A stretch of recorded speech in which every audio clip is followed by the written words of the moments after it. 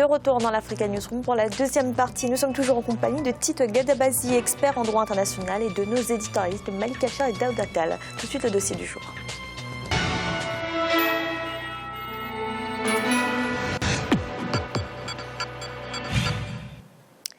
Les progrès économiques du Rwanda sont retentissants depuis une décennie. Le pays a même connu une croissance à 2 chiffres. Aujourd'hui, cette performance tourne autour de 6%.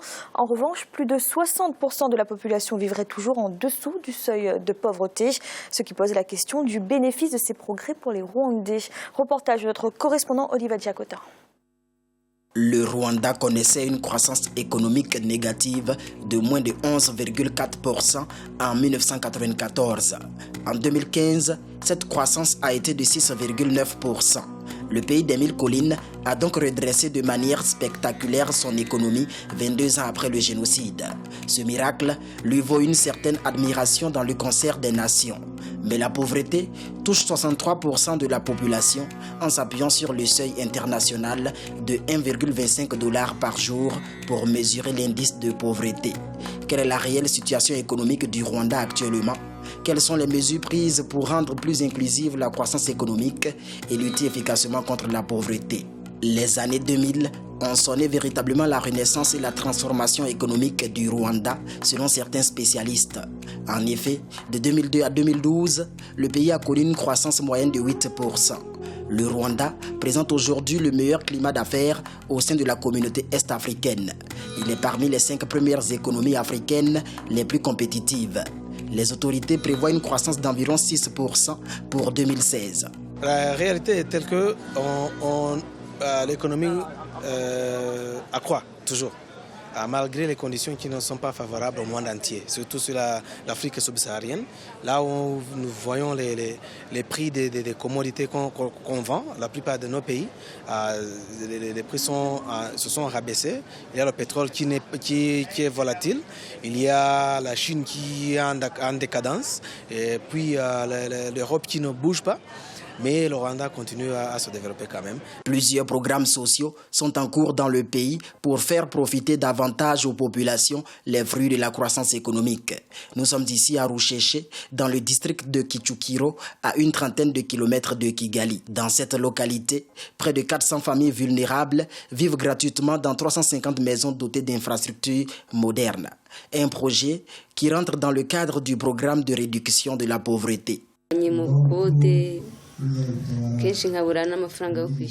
Mes revenus ne me permettaient pas de payer la maison que j'avais louée à Kigali. Mon bailleur m'a expulsée il y a 3 mois avec mes enfants. Tenez-vous bien, je suis veuve. Je suis devenue aujourd'hui propriétaire d'une maison et c'est un réel soulagement.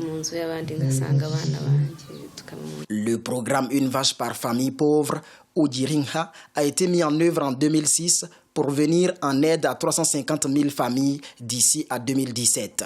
Environ 250 000 familles bénéficient gratuitement aujourd'hui de cette mesure. Ici, dans le secteur de Gahanga, à une quinzaine de kilomètres de Kigali, 607 familles vulnérables ont vu leurs conditions de vie s'améliorer après avoir reçu gratuitement des vaches.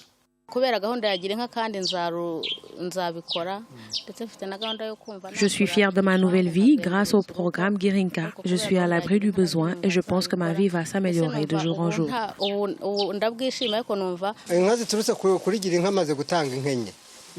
J'ai reçu une vache et aujourd'hui j'en ai donné 4 à 4 familles pauvres. Je suis heureux d'avoir soulagé d'autres personnes vulnérables. Cette forme de solidarité est une bonne chose.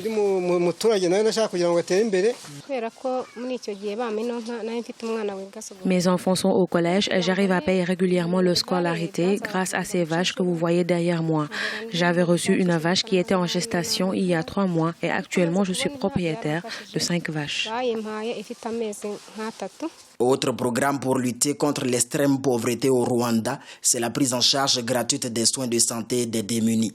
Chaque district consacre annuellement une partie de son budget pour couvrir les dépenses sanitaires des indigents.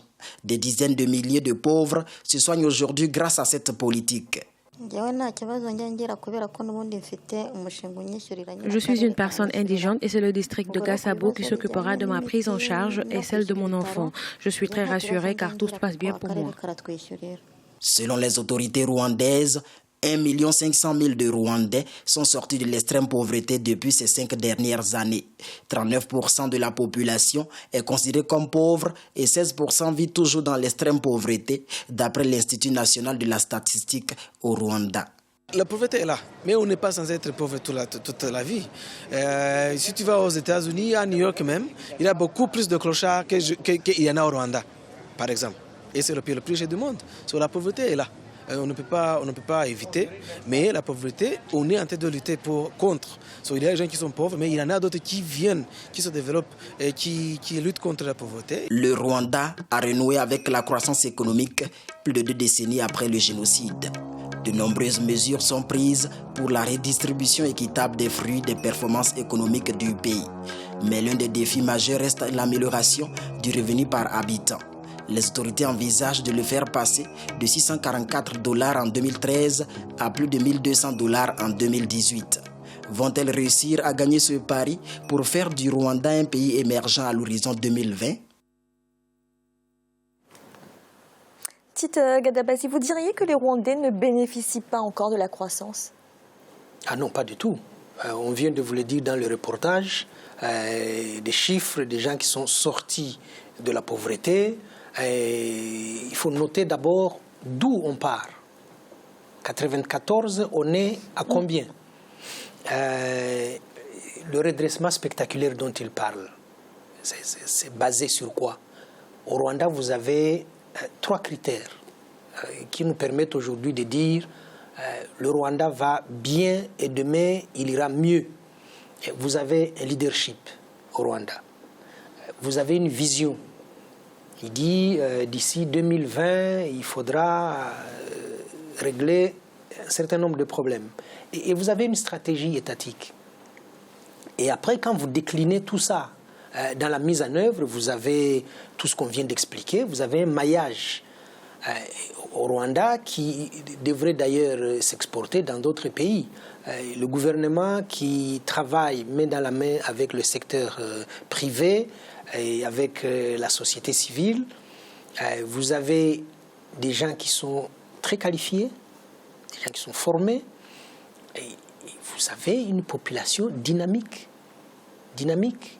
et à tous les échelons. Donc je crois que le bénéfice, il est d'abord et avant tout au niveau de l'éducation. Il y a beaucoup d'écoles au Rwanda.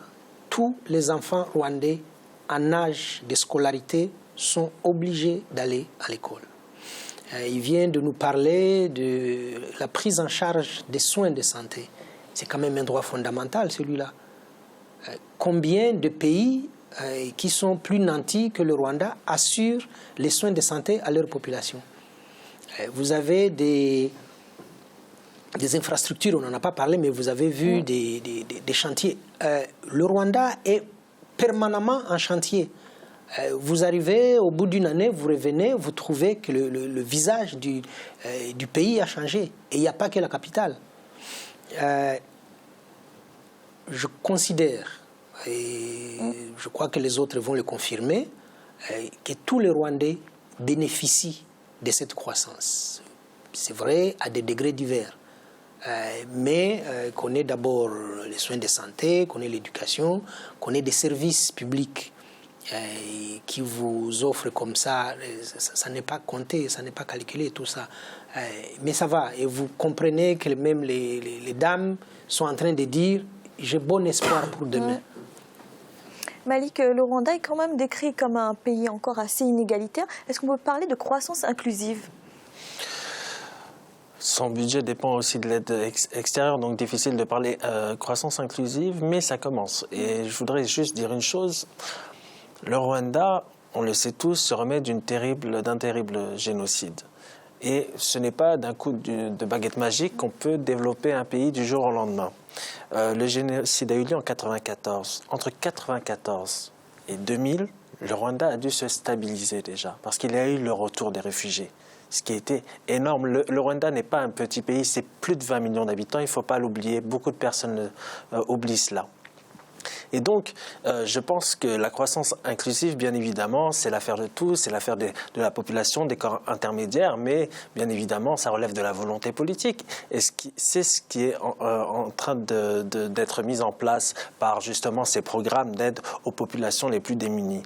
Je suis très optimiste pour le Rwanda parce que j'ai l'impression qu'on ne peut pas juger comme ça. Ça fait presque 20 ans que le pays se remet debout. On ne peut pas juger comme ça du jour au lendemain d'un pays qui a tant souffert. En regardant les efforts qui ont été accomplis, on ne peut être que satisfait, même si nous n'avons pas souvent les mêmes je dirais, opinions politiques. En tout cas, effectivement, il y a un leadership. Effectivement, il y a une direction qui est donnée, et ça, c'est très important. Et puis, il y a cette vertu qui est la bonne gouvernance.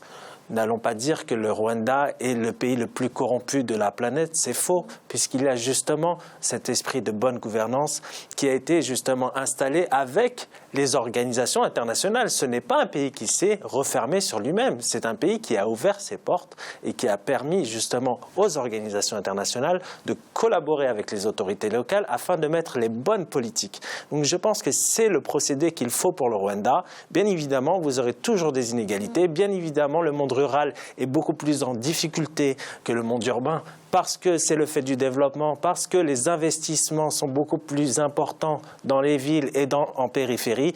C'est la logique, malheureusement, du développement économique. Mais il y a, je dirais, un plan qui essaye de mettre l'espace rural au même niveau que l'espace urbain, que les populations rurales puissent bénéficier de la même qualité de vie que les urbains. Alors Daouda, le Rwanda est souvent cité en exemple en matière de stratégie économique. Vous êtes d'accord ? Oui, de toute façon, les stratégies économiques qui sont développées au Rwanda portent leurs fruits. Ça a été dit assez par mes prédécesseurs pour que j'y revienne. Donc, je pense que ça, c'est une réalité. Le taux de scolarisation dépasse les 70%. Il y a quand même, si je reprends juste les chiffres qu'on a entendus dans le reportage, qui sont des chiffres de l'Institut national de la statistique du Rwanda, ça pose aussi la question de l'indépendance des instituts nationaux de la statistique, parce qu'en règle générale, ils dépendent d'un ministère, soit des finances, etc., ce qui n'est pas forcément toujours le cas si on prend l'INSEE en France, etc. Mais quand même, on peut prendre ces chiffres-là, quand on observe les retours qui nous reviennent du Rwanda, on peut quand même considérer ces chiffres comme étant un minimum crédible. Ceci étant, je pense également qu'on peut quand même avoir des améliorations au niveau des stratégies économiques, parce que les inégalités, ça existe quand même. Sur ces chiffres-là, à peu près un peu plus de 39% de la population est quand même encore dans la pauvreté. C'est ce que disent les chiffres qui sont annoncés. 16% dans l'extrême pauvreté. Selon les indicateurs classiques, la différence entre la pauvreté et l'extrême pauvreté, la pauvreté, c'est ceux qui vivent avec moins de $2 par jour, l'extrême pauvreté, moins d'$1 par jour. Donc, il y a quand même des améliorations à faire. Moi, je rejoins totalement ce qui a été dit. C'est un pays qui avance au niveau des services, au niveau de son économie, au niveau de la santé, au niveau de la bonne gouvernance. Il y a une lutte effrénée contre la corruption. Donc Fanny, oui, tout à fait, les stratégies économiques sont bonnes. Maintenant, est-ce qu'il y a une marge d'amélioration ? Totalement. Et au-delà même du Rwanda, ça permet d'extrapoler un petit peu la nécessité, puisqu'on parle de croissance inclusive, de rendre inclusive la croissance économique en Afrique, c'est vraiment ça une nécessité. Et le Rwanda n'échappe pas à cette règle. On peut faire des efforts à ce niveau-là, puisqu'il y a deux manières rapidement de faire. Soit on inclut dans la chaîne de valeur économique sectorielle de chaque secteur les populations locales pour leur permettre d'entreprendre davantage. Soit ce qui est tiré des investissements étrangers, etc., c'est réparti en termes de projets sociaux, mais moi je préfère la première option qui est d'inclure dans la chaîne de valeur l'ensemble des Rwandais le maximum possible. Mais les efforts sont réels. Petite Gadabasi, très rapidement, le Rwanda veut devenir un pays à revenu intermédiaire d'ici 2020. C'est en bonne voie ? C'est ce qui vient d'être dit. Je vais juste amener un complément pour dire que chaque secteur d'activité au niveau de l'agriculture et de l'élevage est organisé en coopérative, justement pour amener tout ce beau monde à travailler ensemble. J'étais à Kigali au début de l'année, j'ai vu que même les taxis motos sont organisés en coopérative. Les transporteurs ont des coopératives. Et ça permet d'avoir au moins des interlocuteurs. Le Rwanda a de l'ambition, mais il ne faut pas oublier d'où nous venons. Il vient de le dire. Il y a eu un génocide des Tutsis en 1994. 1 million de morts en 3 mois. La réhabilitation a eu lieu. Aujourd'hui, si vous demandez aux autorités rwandaises, est-ce qu'elles sont satisfaites, elles vont vous dire non. Kagame lui-même n'est toujours pas satisfait. Il veut aller plus loin et il veut aller plus vite. Dans le reportage, on parlait des programmes sociaux. C'est pour rééquilibrer un peu, corriger les injustices qu'il y a eu dans les années sous d'autres régimes. Le projet Girinka, tout ça c'est pour améliorer la situation des populations vulnérables. Et après vous avez des infrastructures qui permettent aujourd'hui au Rwanda d'accueillir ce mois-ci le Forum économique mondial. Au mois de juillet, toute l'Afrique est l'invité du Rwanda. L'Union africaine tient sa session à Kigali. Alors on va devoir conclure. Merci Titi Kadabazi. Tout de suite un rappel des titres qui ont été développés en début de cette émission. Edi Komboigo, président du CDP, le parti de l'ex-chef d'État burkinabé Blaise Compaoré a été remis en liberté provisoire ce lundi. Il avait été arrêté le 22 janvier dernier. Désormais libre, il reste néanmoins inculpé de complicité dans le dossier du putsch manqué. Et le président ghanéen John Dramani Mahama sera en Côte d'Ivoire les 1er et 2 juin prochains. Une visite officielle à l'invitation de son homologue Alassane Ouattara. Il devrait être question de la coopération bilatérale, mais également des réfugiés ivoiriens présents au Ghana. Nous allons marquer une nouvelle pause. Un instant, la 3e partie de l'Africa News.